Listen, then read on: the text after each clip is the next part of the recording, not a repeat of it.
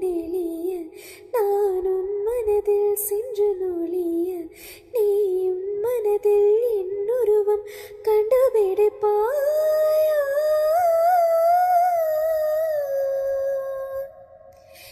காற்றின் வாசல் வந்தால் மெதுவாக கதவு திறந்தால் காற்றே உன் பேரை கேட்டேன் காதல் என்றார்.